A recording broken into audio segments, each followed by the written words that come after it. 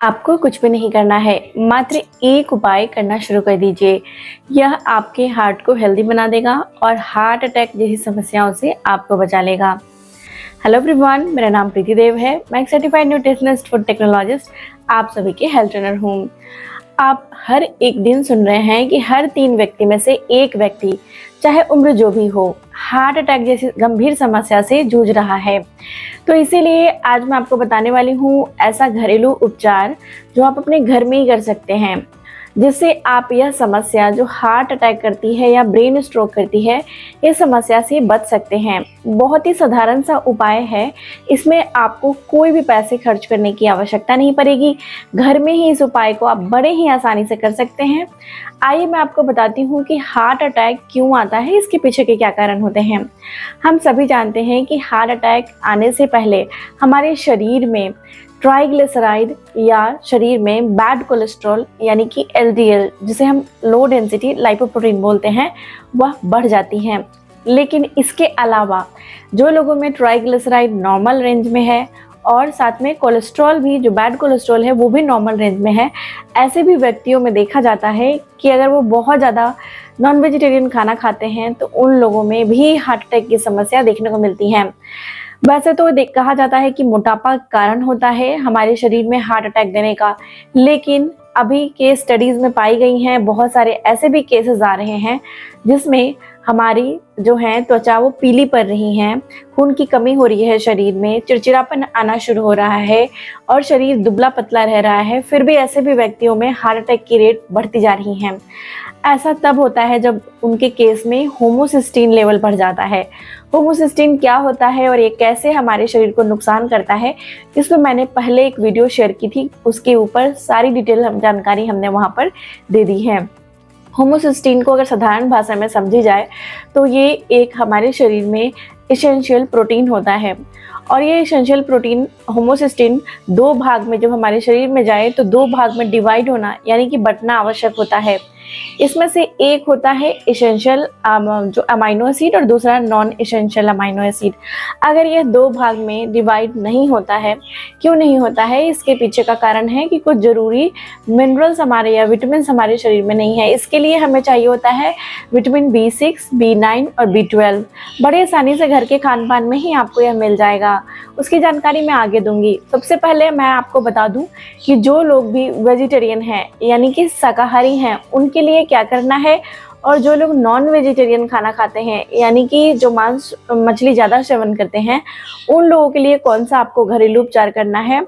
और साथ ही मैं आपको ये भी बताऊंगी कि आपको जो होमोसिस्टीन के लेवल को कंट्रोल करने के लिए कौन सा ऐसा उपाय करना चाहिए। तो सबसे पहले मैं आपको बताऊंगी जो लोग नॉन वेजिटेरियन है यानी कि बहुत ज़्यादा मांस मछली का सेवन करते हैं अपने खाने में, तो वो लोगों को हार्ट अटैक की समस्या से कैसे बचाई जाए। मात्र एक उपाय आप करना शुरू कर दीजिए। रोज करने की आवश्यकता आपको नहीं पड़ेगी।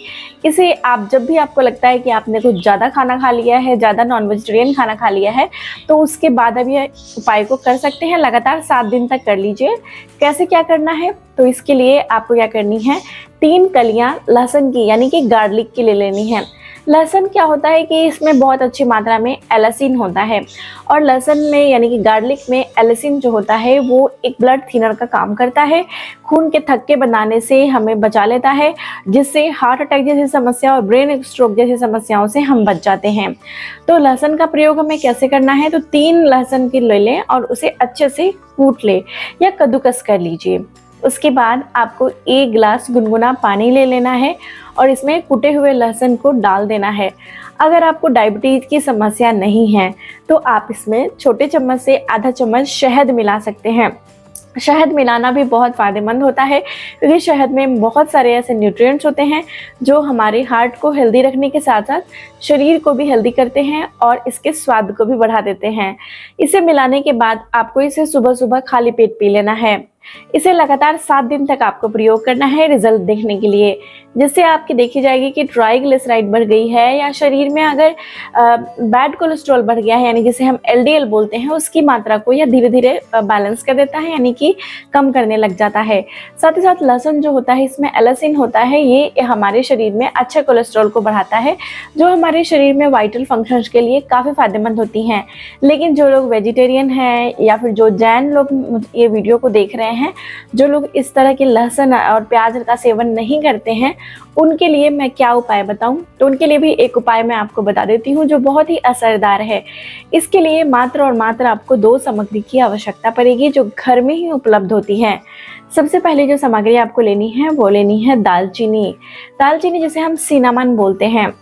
दालचीनी जो होती है एक नेचुरल ब्लड थिनर का काम करती हैं और ये हमारे ट्राइग्लिसराइड को या बैड कोलेस्ट्रॉल को शरीर में कम करने का काम करती हैं।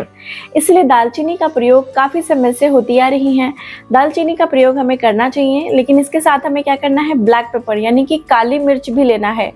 काली मिर्च की मात्रा 2 होनी चाहिए और जो हमने सिनामन लिया है यानी कि जो हमने दालचीनी लिया है उसकी मात्रा आधे इंच की होनी चाहिए।